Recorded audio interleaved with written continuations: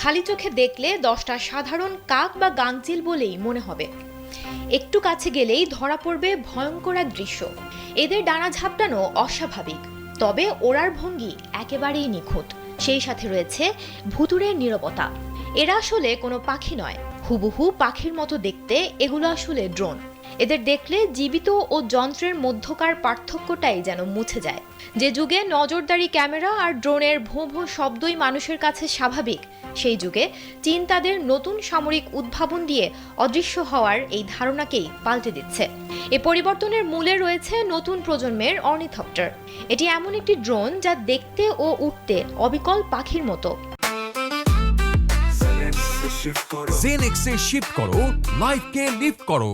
এরা নজরদারি করবে গোপনে আর আঘাত হানবে নিঃশব্দে। এরা শত্রুকে আক্রমণ করবে কোনো রকমের শব্দ না করেই। এই ড্রোনগুলো একদম ছোট আকার